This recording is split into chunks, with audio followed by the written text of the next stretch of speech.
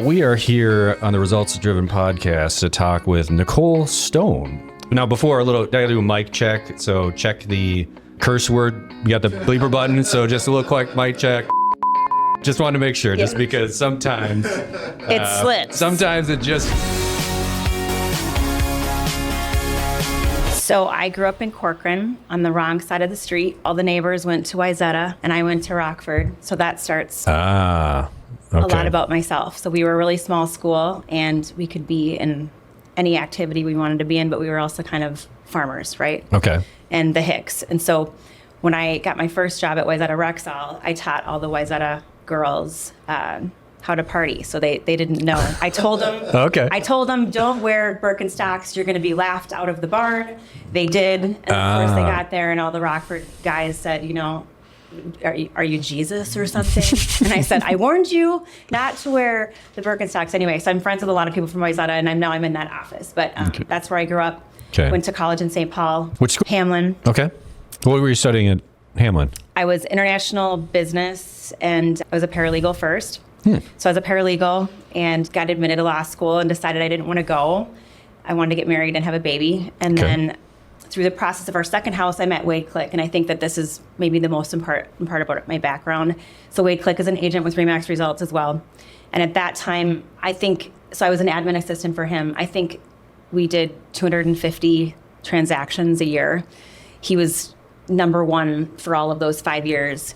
And I just fell in love kind of with his attitude about real estate. I've been thinking about it a lot lately because of all these changes with the NAR stuff going on and the buyer broker comp. Wade said one of the first days, listen, what the business looks like today is not what it's going to look like in 2 years. So if you're thinking that how you're doing business today is going to work for you in 5 years, you're going to have to level set and evolve. Evolve. And so, when I started working with him, he was doing HUD foreclosures. We then started working with developers and we found land. And then we were doing new construction. And then all of those people that bought HUD houses from him had a bunch of equity and then he would have them buy new construction. So things just evolve. Okay. Right. And so that's something that I took from him. So this is you first couple of years right out of college. So I was a paralegal first. Yeah. And then I worked for an insurance defense firm and I decided I wanted to make the decision. So I went and worked at an insurance company as an insurance adjuster. Okay. And I decided after a year that was terrible. Fighting with somebody about how much his rims are worth for an aftermarket value and who's at fault. Because no one's ever at fault. Yeah. They were all just driving down the road that day, running their business, but I didn't like it. So that's when I was looking for our house, that's when I met Wade. And then decided to make that switch. Okay. So we work for him for a couple of years. Did you end up having that baby that you were looking forward to have? I did. She's 22. Okay. Yeah. So I got licensed with him and did open houses for him, but I was mainly admin and then just did some sales for him. 2006 happened.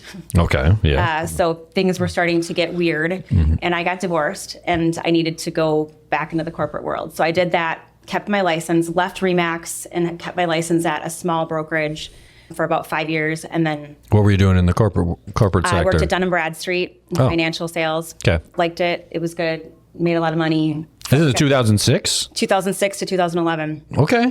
Felt like I was going to die working in a corporate world. Went to go get my master's.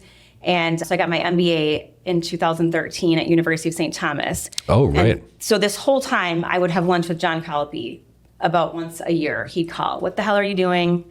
Let's talk. This is bullshit. You shouldn't be working in the corporate world. This is it's holding you back. Just do it. So it was in the back of my mind the whole time. And then when I was doing coaching for my MBA, the woman it still kind of surprises me when I think about it. We were at Ocean Air and she said, and I'd gotten a couple of really good jobs, corporate jobs, but I hated them. I didn't last long. She said, I think you have an ego problem. And I said, I most definitely do not have an ego problem. And she said, well, you do, because I think you're worried about what people are going to think about you as a realtor. You're chasing a title. And all of the people that were in my executive MBA class, there's CFOs, there's CEOs, there's lots of really successful people. Yeah. And so she said, you just need to make it a business. And then I did. and I called John, and I came back in 2013, and here we are. Did you start with the immediate intent to create a team when you No. just wanted to get your business going? Yep, exactly. So I actually kind of tricked someone into an interview who I knew from someone in my cohort. He was starting an investment fund, and I kind of stalked him online, and I saw that he was hiring for a property manager. And I was also this pregnant, by the way. So I go in to meet with him and interview with him, and he just kind of sat back and he's like, I don't think you're here to interview for my property management position. And I said, no, I'm not. Actually, I want to help you spend your $18 million on real estate. And so he was like, oh, okay, that sounds good. I actually need help spending that because it was all residential real estate and the bulk of it was in Minnesota. Okay. So we started working together to find sellers of property that, we bought lists basically of people that owned more than 5 properties. And I was very transparent with them when I contacted them that I work with this investment fund. We're looking to buy properties. This is how we value them. We can close pretty quickly. So that's kind of how I got back into it. Okay. So that is why I have all the lovely North Minneapolis listings that I have. Yeah. Because now they've sold everything. It was a 5 to 8 year investment in the first fund. We sold everything in the first fund last year, and we're selling some things in the second fund now. Okay. And so it's been fun because I've worked with a lot of people that are doing this as an investment. And there's a lot of people that bought properties in 2006 to 2008 that bought them really inexpensively, used them as rentals, but now they don't know what to do. So our model works well because they can sell them in a chunk, if they want to sell 5, 10, 15 of them, and then they can do a 1031 exchange and buy maybe an apartment building. So if they're sick of doing residential real estate, they can do something else. Talk about that, because I was hoping that you were going to allude to that. So talk a little bit more about, let's just say you're a consumer in that situation, right? That you have a few of these, talk me through what is a 1031 exchange? What does that look like? Like, why would I entertain that? Just if you bought a house for $50,000 and you rented it for 10 years and you went to sell it for $200,000, you're going to pay tax on your gain. Right.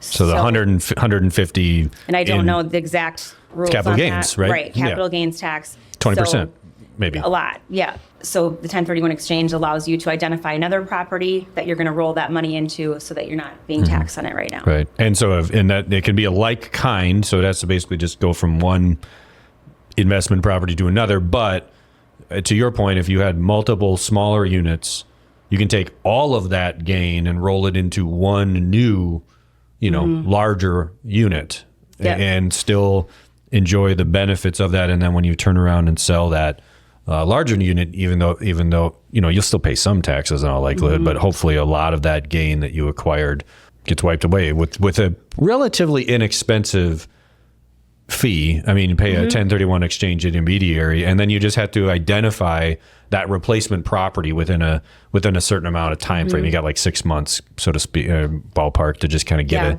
a deal get a deal, find a property and close within that within that time frame. I've met a lot of really interesting people too, just their stories. So many stories of people that lost their jobs, and one in particular, he lost his job and he started buying properties, and at the end of the day owned more than 25, and we ended up buying all of his properties, and he ended up buying an apartment building now on the East Coast, and it's like catapulted his life. And at a point when he had nothing, he didn't know what else he was going to do except for buy these $8,000 houses. Yeah.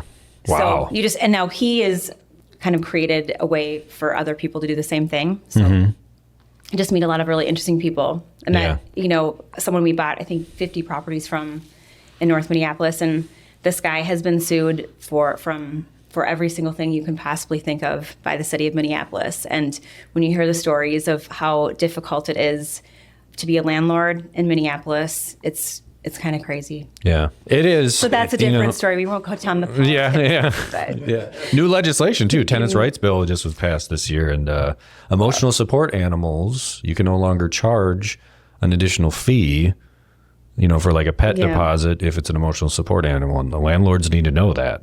right? They need to adjust their contracts accordingly. So things like that are in effect now, but Well, and rent control in rent control, that's a whole, St. Paul is hard. Yep.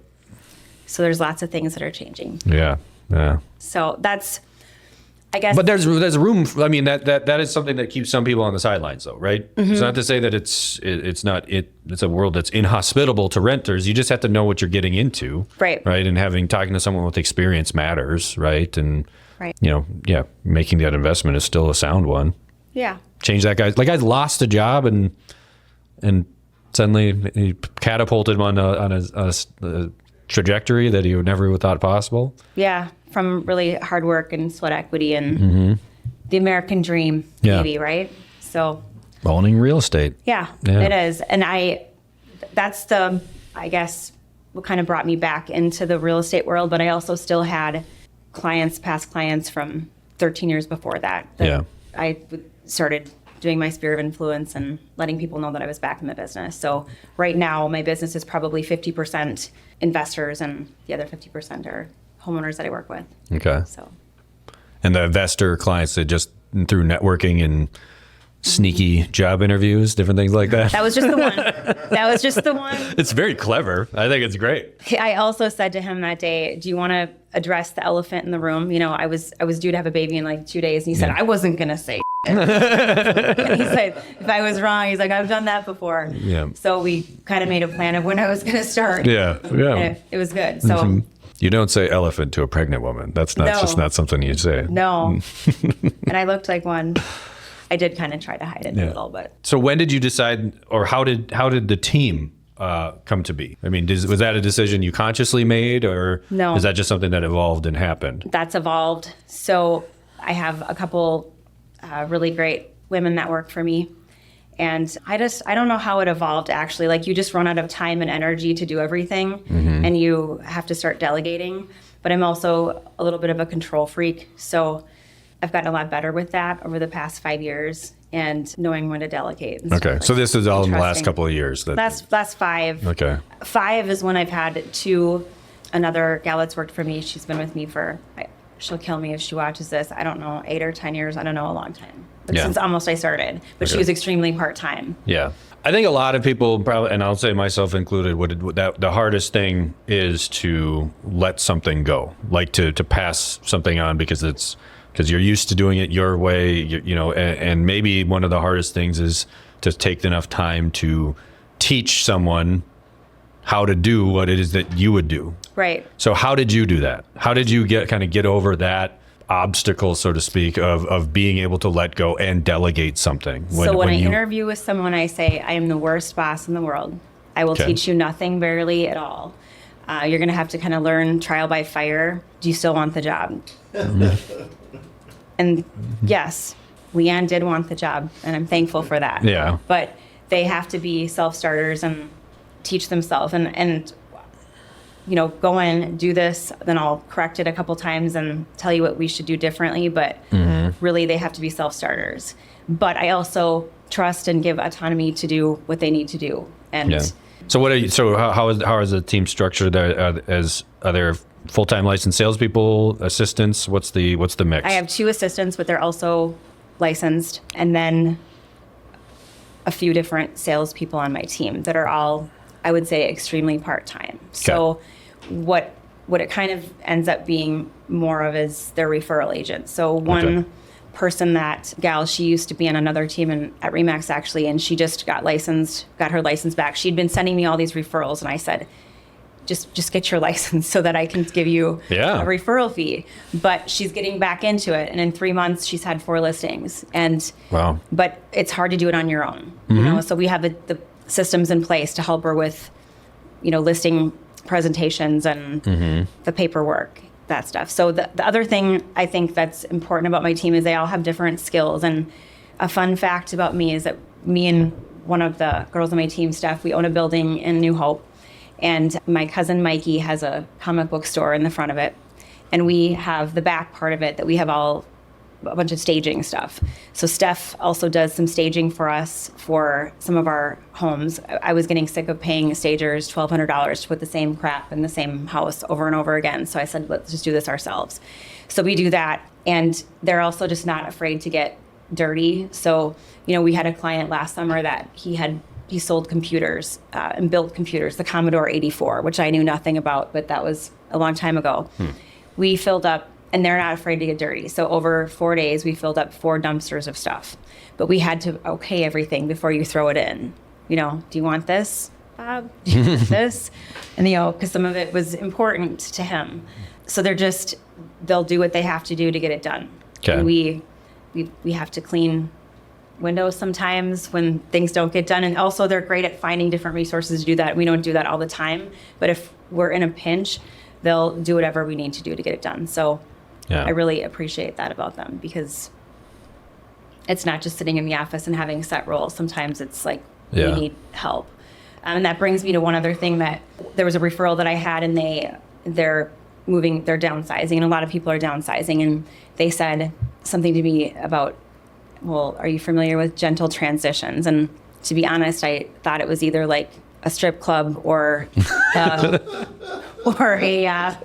like a massage or something. Yeah. I'm like, I don't know what it is. And I thought about it. I said, well, what do they do? And I'm thinking, do I even want to know?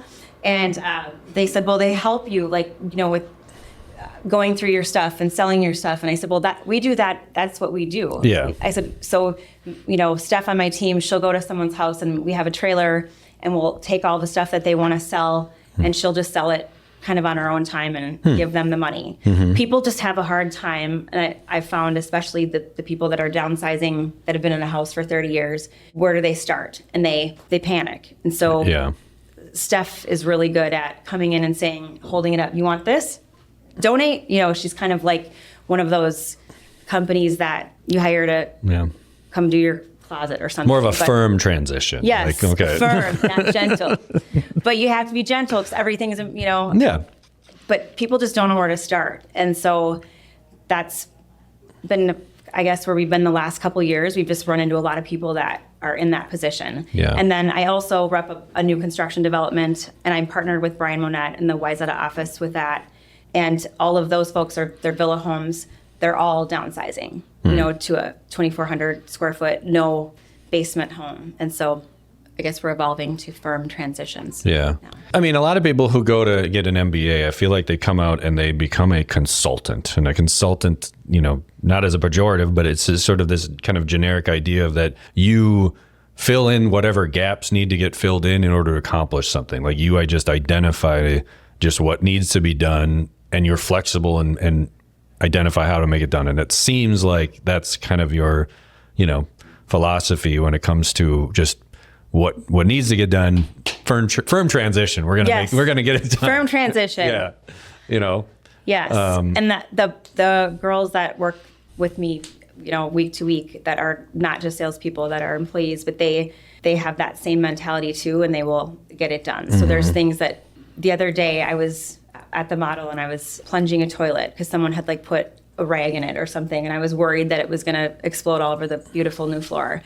And someone came in from the open house, and I said, this is how glamorous this job is. And I said, I'm sorry, but some things you just can't wait. You have to take care of them right now. And they just kind of laughed, but it's true. Yeah. Sometimes you have to just do things you don't want to do. So how are you talking with your team, with your employees, just and maybe just internally your own dialogue about what some of these NAR changes that are coming into effect now as we record this week, what this looks like, for you in your conversations with your clients? Are you practicing this? Are you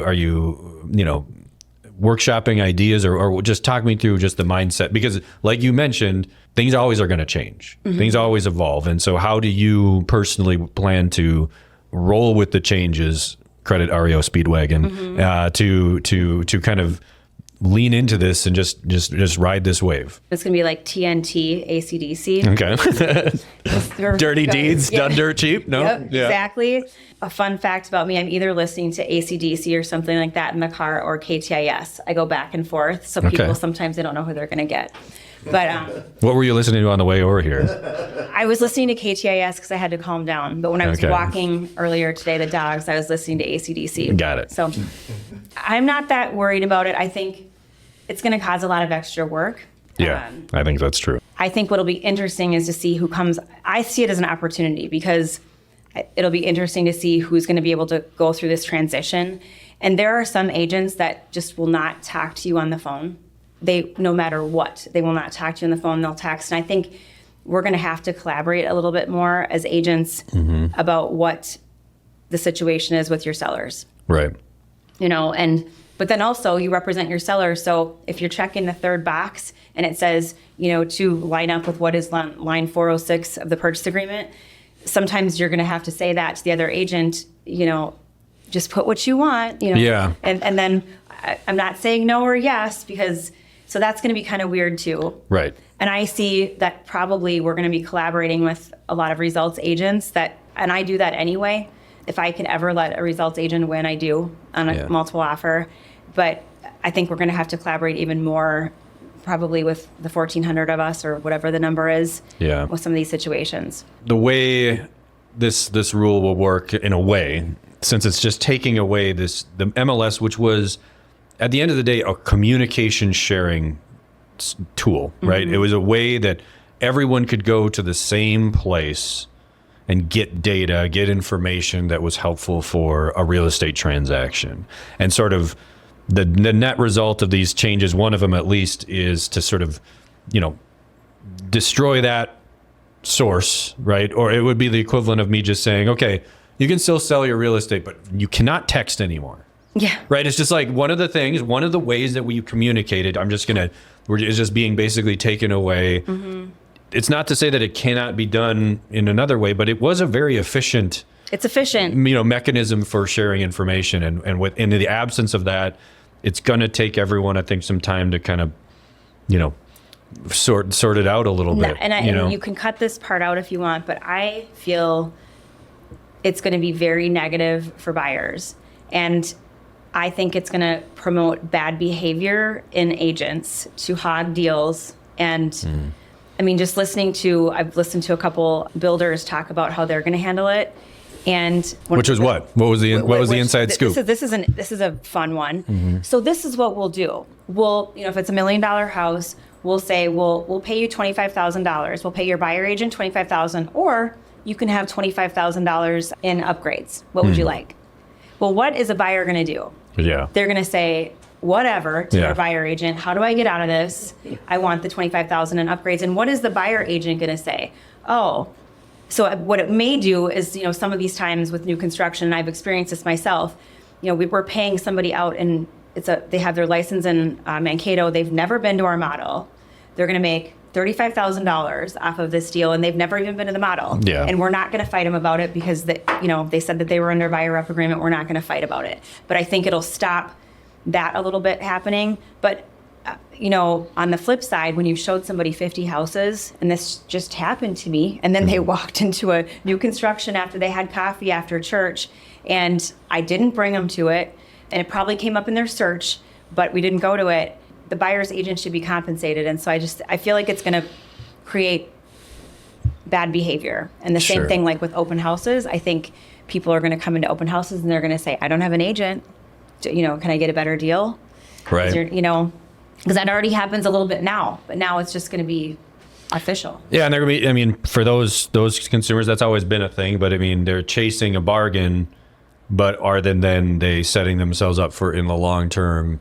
Are they sacrificing, you know, good representation, good counsel for, you know, saving a buck, right? And on the flip side, I didn't have an extra buck. My first 3 houses I bought. Right. Didn't have one extra buck. Exactly. Yeah. Now, builders is interesting because builders have always seemed to, I mean, their approach, you know, can turn on a dime. In a market. Depending on what's happening. Depending on what's happening. Suddenly, when their models are sitting there, their lots are empty, they got no work to do, their approach, their you know, willingness to collaborate with our industry suddenly becomes a lot more, you know, collegial and they start bringing donuts Yeah. to the offices, right? Yeah. But I mean, at the same point, most new construction a lot of it isn't necessarily it wasn't listed on the MLS before. So they never really, or not never, but a lot of times those weren't necessarily MLS listed properties. Some builders aren't brokers, so they're not really governed by those rules. I've always found it fascinating is that builders would co-opted the phrase procuring cause. They would use it all the time. Even for non-MLS listed properties, they would throw around, "Oh, you weren't the procuring cause," and it's like that doesn't apply to you. You guys are taking something that's from our world, and you're kind of co-opting it in a way that doesn't make sense. That serves you today. But it serves them today, and it's an excuse for them to kind of say, "Oh, well, you don't get a commission." Those situations when we have a buyer rep contract with the consumer, with an exclusive buyer rep contract, our fee is protected. That exclusive, so think about this now. Relationship. They come into my model and they have a buyer rep agreement, and then we're going to sit down and sign a purchase agreement, and the builder says, "Well, I can either pay your buyer rep this amount, or you can get this." Now, and then that gets into another. That's just just one person's idea. It gets into another whole thorny issue, which is where in that situation, if the builder is not a realtor, not a broker, they're not professionally, as within the Chapter 82 or any realtor code of ethics, prohibited from trying to shoulder us out of the deal. The question then becomes, what are the terms of the buyer representation contract? Again, is it exclusive? Is it non-exclusive?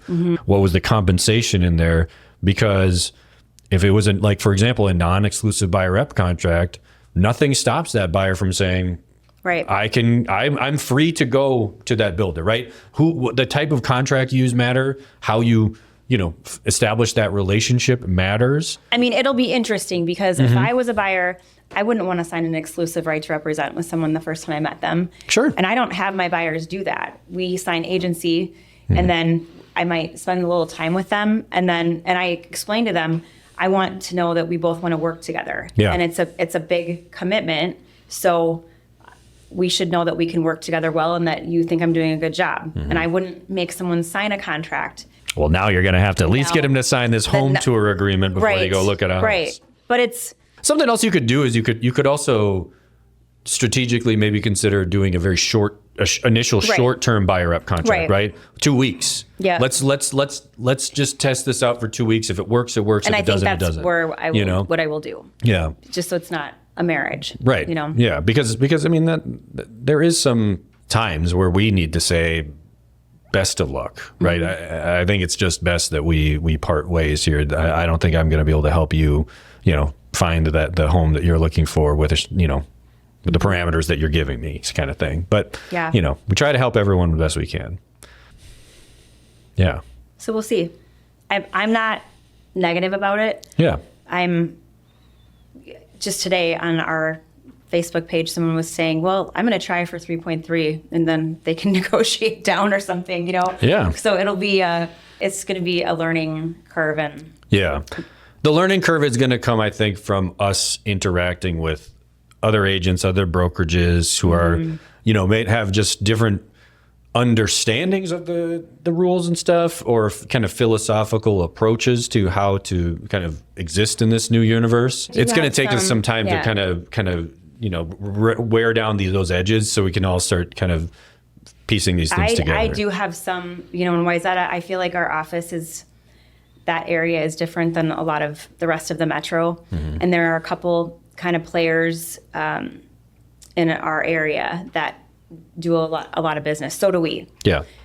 But if I'd be curious, and maybe now I'll do this, but go look and see how many of them are sold before print, or, sold where it's the same brokerage and, they put it on MLS, but the deal has already been made. Right. And I feel like that's going to be really important, because I think for a while that may be an easier way to go about making sure that you get paid as a buyer agent than calling Nicole Stone and saying, or texting, what's your seller paying out on this one? Yeah. And how many texts am I going to get like that? And that's so irritating, especially the agents that won't pick up the phone ever.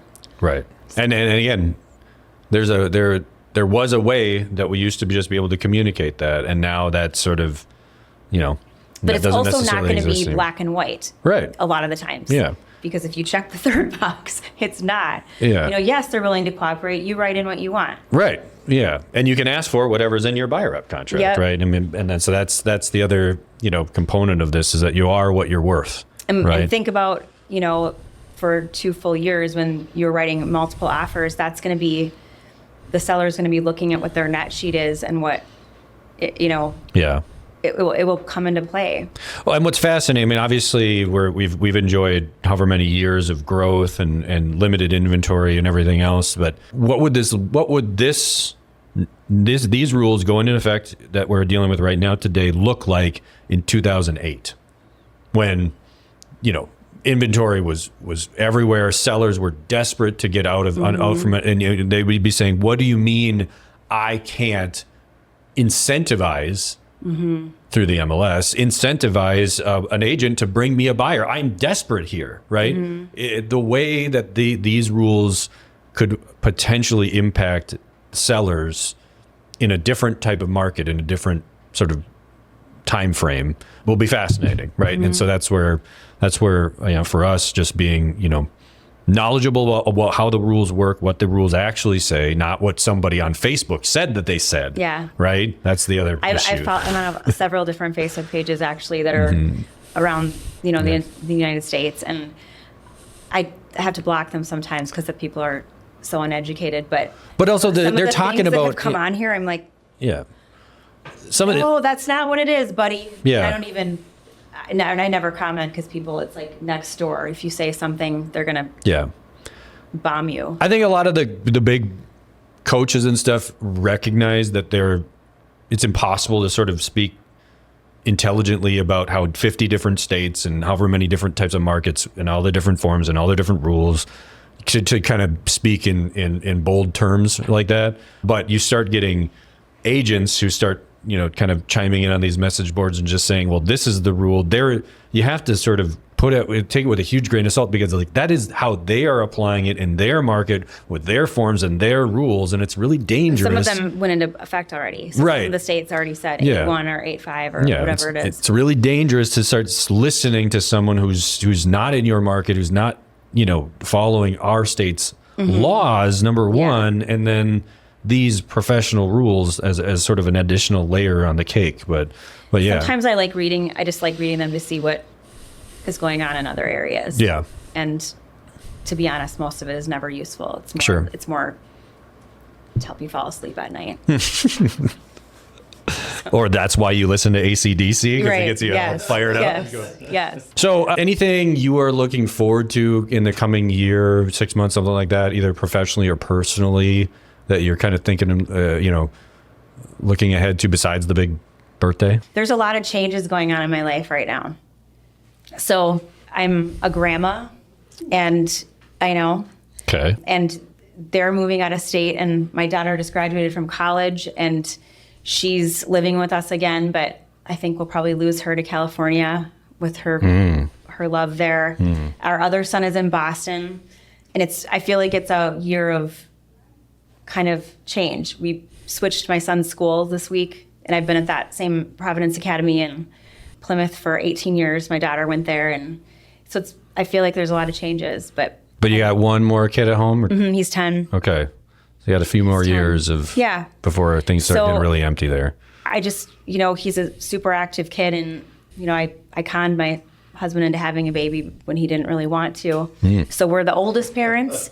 Okay. So I've said for my big birthday next year, if you haven't turned the 10 years younger, you're not invited if you're a new friend, because that just feels too weird. But we're the old parents, and so you just look at it from a different lens. You're a little bit more laid back, and yet at the same time, he's the most competitive athlete that he could be. So we're in the trenches of football and hockey and travel baseball, and it takes up your whole life. It's just balancing, your family, and I know we're blessed, like we're all healthy, and I still have my mom and dad, and we have a lot of family stuff going on, and so that's what we kind of plan our lives around, is our family, and then we fight about who gets to work on the weekend. So my husband's an attorney. So I didn't become one. I married one. And you know how which is probably worse, and right? you know how they are at. He's a patent attorney, so they're not. I call them like not normal attorneys. Yeah. He does more like writing stuff that I can't even read and not fall asleep. But we're kind of yin and yang. So he's more of an introvert and more of an extrovert, and so I'm constantly trying to con him into doing more things, and he's maybe the opposite. But I was friends with a bunch of guys who were studying to be patent attorneys, and I was just like, these guys are smarter than me. Like their wheels are always spinning, but they've got that engineer brain or whatever. That's just that's what they see. I gotta say, their parties aren't that fun. I wasn't gonna say anything, but I mean, they're just everybody he works with is so academic. Or I mean, he's had a couple of cool patents that he's worked on that are not medical related, but I mean, they're all just really much smarter than me, I feel like. So different. How would you, this is a totally controversial question, how would your kids describe you? So my son says he's going to take over Stone Real Estate. He doesn't want to be an attorney. They don't make any money. So he wants to be a real estate agent. My daughter is probably going to law school. Okay. But I think they would describe me as I will always look out for their best interests, and that would include even getting into a fist fight for them if I had to. You know, when I was a single mom, I wanted to send Celia to a private school, and that was a really hard gig to pay for. Yeah. And they come first for me. And now when I say I'm a grandma, I'm a step grandma. So when they said, well, what do you want to be called? You know, Nana or Gigi or whatever, I'm like, just Nicole. Because I'm not ready for any of those names. But, you know, our family is important to us. I would say, my kids would say too that I work hard and I play hard, but I always have their back. So I was going to say, because it's becoming, as my kids have gotten older too, they hear me on the phone and they start listening a little bit more, and then they critique me afterwards. And, you know, sometimes the expletives fly a little bit more or something, you know, there's different things going on. And then I get really excited about whatever I'm talking about. And it's just, But you like your job. I love my job. Yeah. And so and I love my job. So I hope that comes out for my kids. I think it does because, you know, George wants to take over Stone Real Estate. Well, Nicole, thank you so much. Yes. We put the beep box through the ringer here today, but I know our production team is going to make this sound excellent. We're going to drop out all those side conversations and things like that. We should have a special, subscription where you can you can watch it live and get all the good stuff. Yes. We're going to cut some of it to the floor, but the rest, thank you so much for being here. Welcome. And thanks for always calling me back, Ed, no matter what time. I look forward to it every time. Yeah, I bet. It's always a good story. Yeah.